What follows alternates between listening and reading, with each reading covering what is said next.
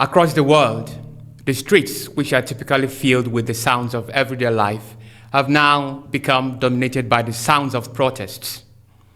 But you may ask, what makes a protest powerful? First, the protest has to be cosmopolitan. This simply means protesters are people of distinct categories of gender, age, occupation, tribe, and social status, and they are drawn from substantial sections of the society. Second, and more important, the mass protests has to cause at least a form of desirable action or inaction on the part of the government prior, during, or after the protest. Now, here are the 4 powerful mass protests we have seen since 2024 began. The first is the mass demonstrations in Venezuela. Thousands of young people, including families and children, have taken to the streets of Caracas, Venezuela's capital, as well as other parts of the country.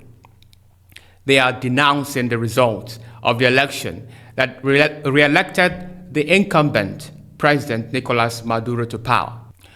Let's have a watch.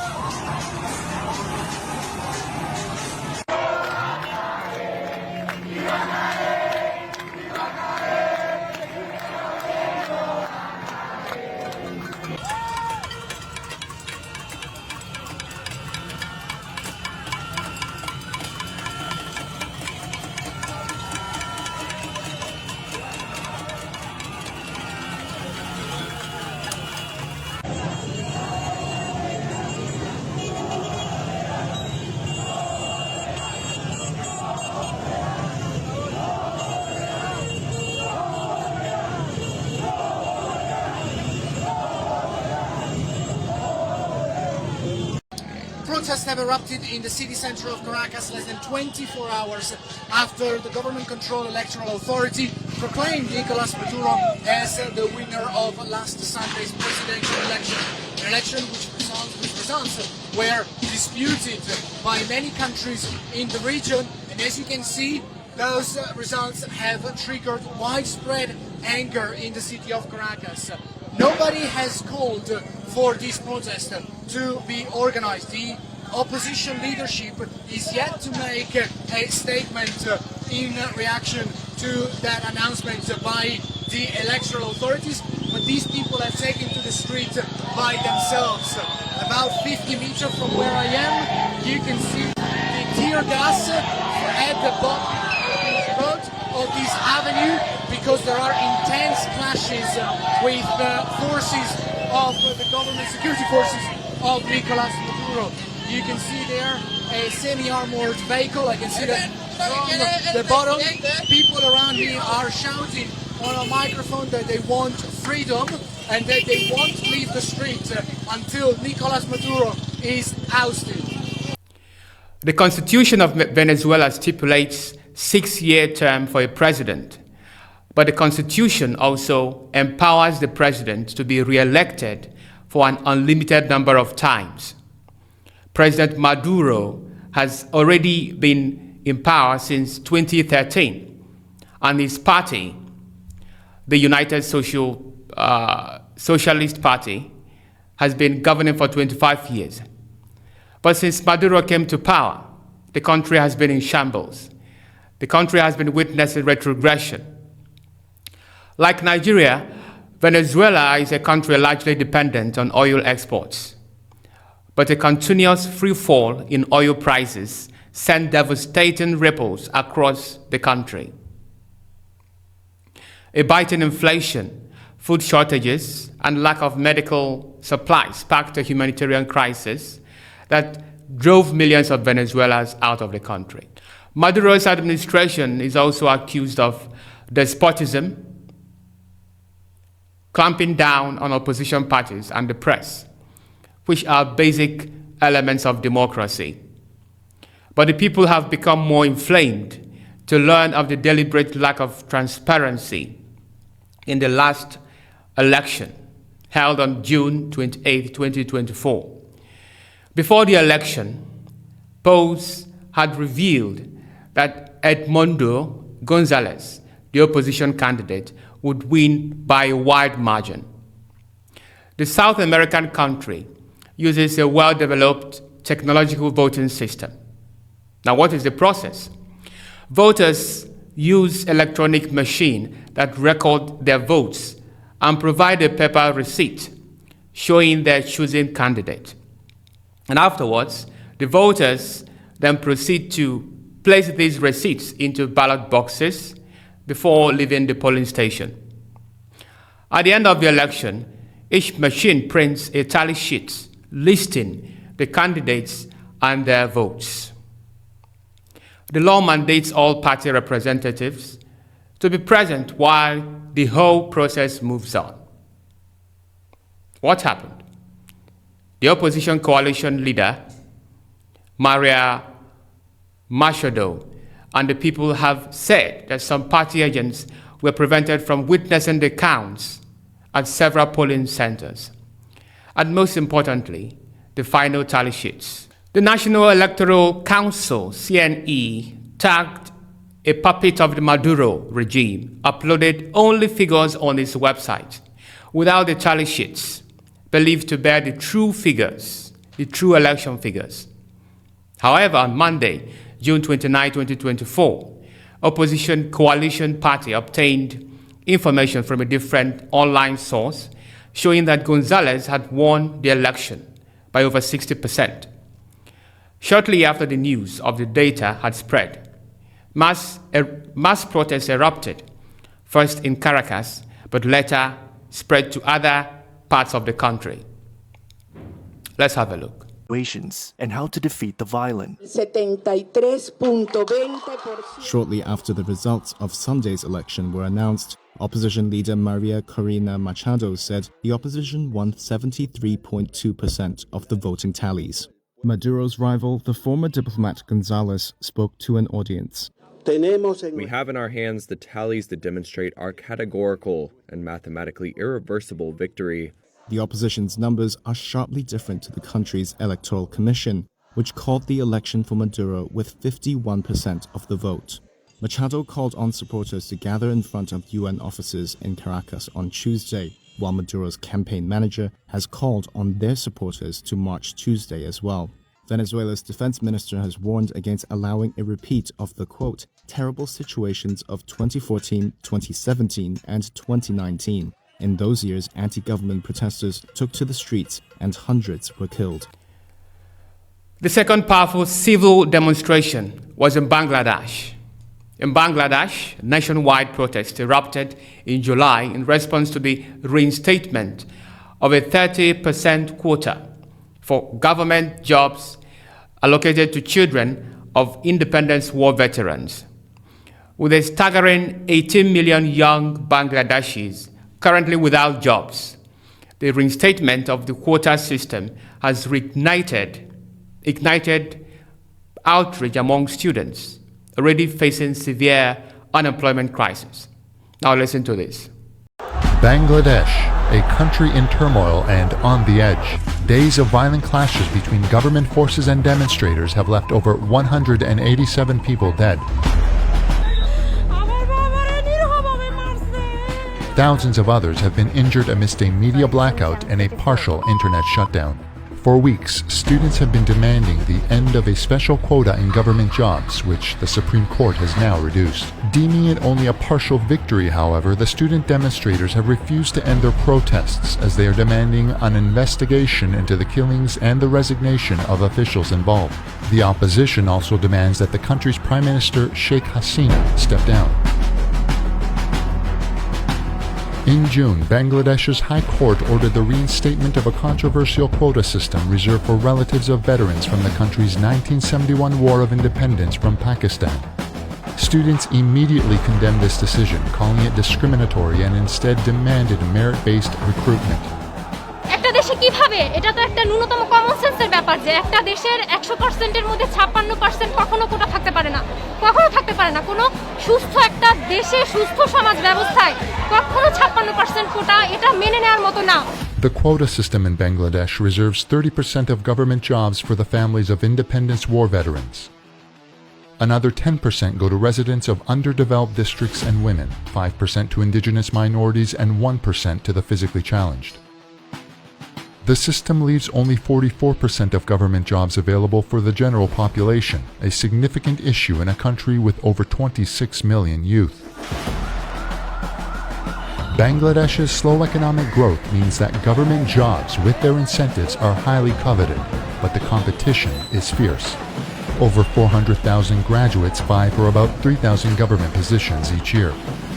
After prolonged student protests in 2018, the quota system for veterans' families was abolished. However, in June, following petitions from relatives of 1971 veterans, the Bangladeshi High Court deemed the 2018 decision unconstitutional and reinstated the quota system. Immediately they started protesting, and it was always a peaceful protest.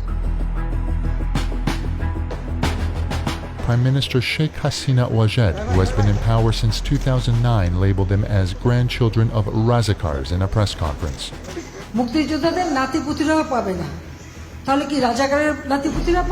Razakars were Bangladeshi volunteers who supported the Pakistani army during the 1971 war. Bangladesh's government denotes all collaborators of the Pakistani forces as Razakar. Experts believe that this comment added fuel to the fire. When the Sheikh Hasina, she used this word, she told the students, you are the Razakar, you are the collaborators. It felt them ashamed. It felt them they are not part of the country. The student demonstrations were violently countered by government forces, resulting in a deadly crackdown. We are open to kill. Sheikh Hasina, the daughter of the country's founder. Sheikh Mujibur Rahman has ruled the country since 2009. The main opposition, the Bangladesh Nationalist Party, and its allies have boycotted 2 national elections, accusing Hasina of turning the state into a one-party system through violence and intimidation. The Supreme Court has now reduced the reservation for freedom fighters to 5%, among other quotas, and 93% of jobs will now be merit-based.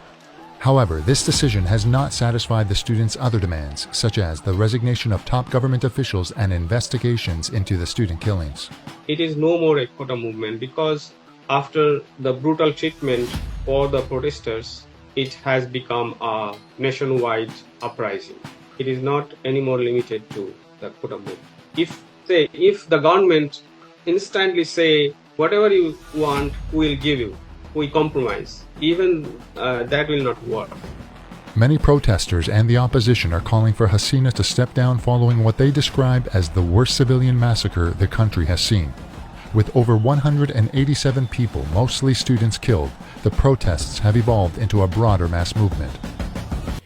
In a country where government jobs are highly prized due to economic uncertainty, the quota's reintroduction has heightened tensions and fueled protests as students feel their already limited opportunities are being further cracked down. The protests began peacefully but were met with violence from authorities and affiliated groups. The government imposed nationwide curfew, internet lockdown, and deployed security forces to quell the protests. Nevertheless, the protesters achieved their objective with the reduction of the controversial quota from 30% to 5%. Now in Argentina, mass protests were ignited in April against President Javier Millei's administration. President Javier, who has barely stayed a year in office, had proposed what he called economic austerity measures to combat the country's inflation, which had grown to about 300%. Two key changes he pushed for were the slash of funds for public universities and the regulation of public industries. Now, you are definitely as aghast as I am. What right-thinking government could contemplate cutting budgets for education, the most powerful tool of a nation's development? University of Buenos Aires, one of Latin America's top universities, provides undergraduate courses that are free of charge to everyone. It also runs 6 secondary schools and 5 public hospitals. When rumors speculated that public schools, particularly the University of Buenos Aires, were in danger of closure, the backlash against President Javier was swift.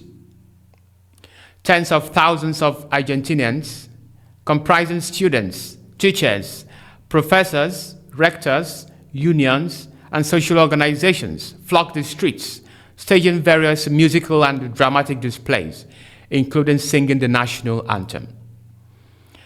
By June, the protest took a violent turn when the Senate voted in favor of President Javier's austerity bill.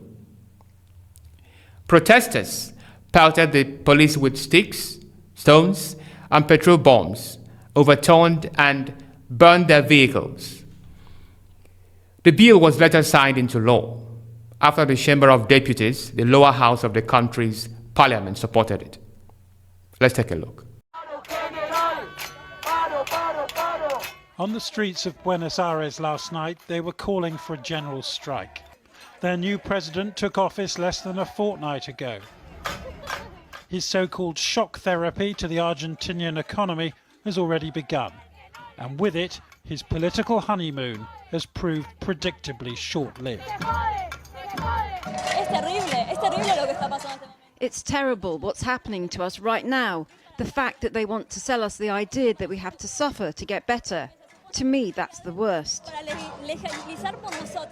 On Wednesday night, President Javier Milei launched what looked like a TV coup of sorts against his own state. Flanked by his advisers, he announced an emergency decree, 300 measures to privatise and deregulate this G20 economy, bypassing any congressional vote. The decree we are presenting today, out of urgent necessity, is intended to begin the process of economic regulation that Argentina so badly needs in order to grow.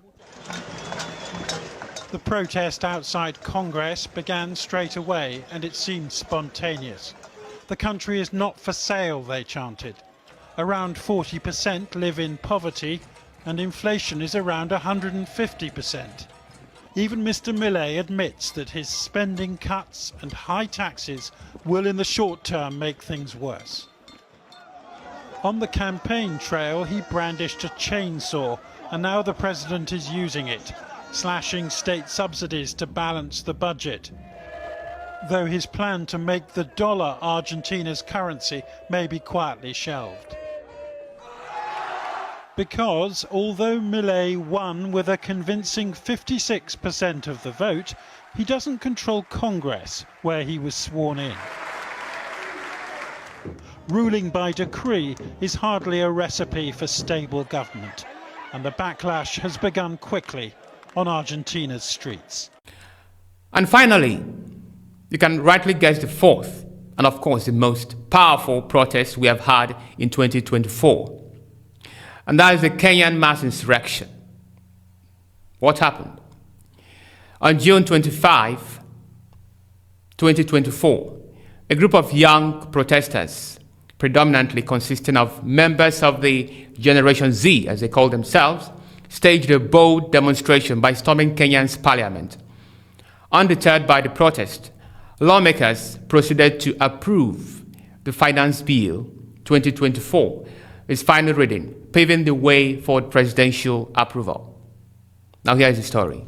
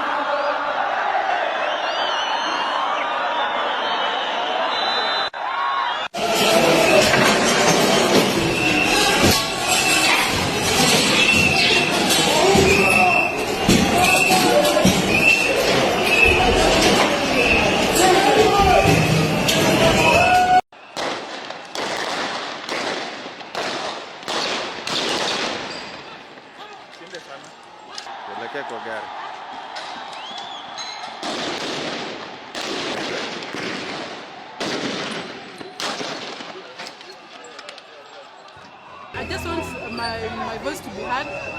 And I just want the president to know that we don't want what he's doing. Like, the economy is just bad and we don't like it. This is our land. We are dying here. We get justice or we die here. And the irreversible minimum is either the president abide by what the people are telling him. We gave him that power. It is time for him to abide by what we are telling him. Or we demand IMF to come and carry their own puppet.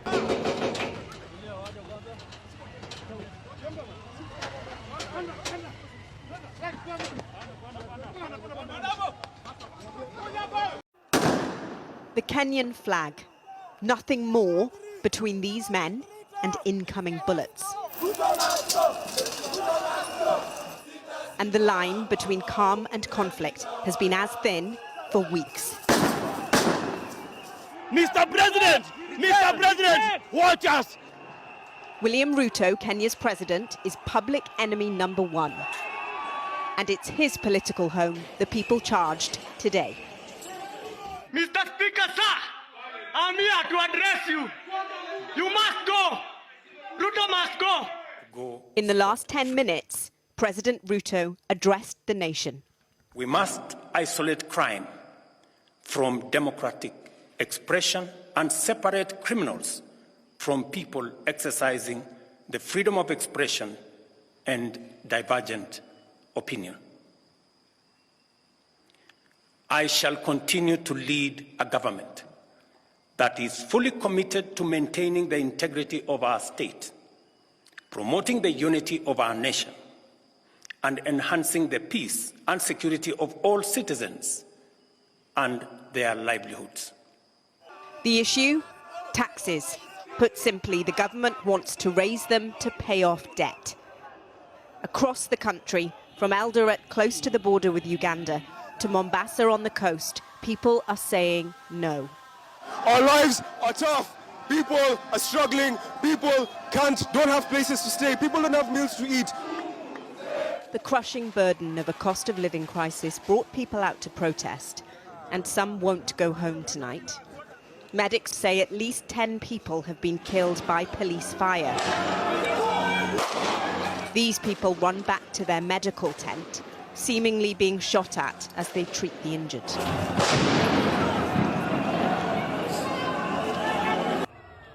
But it won't stop the Gen Zers, the ones who have led these protests, from making their opinions heard, which has worked. Since the protests started last Tuesday, the government has promised to scrap proposed taxes on bread, cooking oil and nappies. As for the rest of the bill, the buck stops with the president, who no longer has a golden mace in his parliament. The very symbol of government authority is now in the hands of the Kenyan people. The Finance Bill outlined the government's revenue collection strategy, and the Kenyan government's proposal sought to generate $2.7 billion by imposing increased taxes on basic necessities like cooking oil and bread, as well as digital transactions, which are a primary source of income for many young people in the country, grappling with a high youth unemployment rates. Kenyans were upset about the planned tax increase that would hurt the working class and the young people the most. They thought it was unfair, especially when the government was spending millions on non-essential projects like the $7.8 million renovation of the State House. Despite brutal crackdown on protesters that led to over 50 casualties, they remained resilient and daring. Consequently, the government of President William Ruto responded positively to their demands. He declined from signing the finance bill, scrapped the office of the First Lady, sacked almost all his cabinet members, and appointed some members of the opposition party to continue to constitute the new cabinet. Unfortunately, all these actions have failed to console the people of Kenya, as they are now clamoring for Ruto's resignation. Management have brought us to an inflection point. Upon reflection, listening keenly to what the people of Kenya have said, and after a holistic appraisal of the performance of my cabinet and its achievements and challenges, I have today, in line with the powers given to me by Article 1521 and 1525B of the Constitution and Sections 12 of the Office of the Attorney General's Act, decided to dismiss with immediate effect all the Cabinet Secretaries and Attorney General of the Republic of Kenya, of the Cabinet of Kenya, except the Prime Cabinet Secretary and Cabinet Secretary for Cabinet Secretary for Foreign Affairs and Diaspora Affairs. And of course, the Office of the Deputy President is not affected in any way.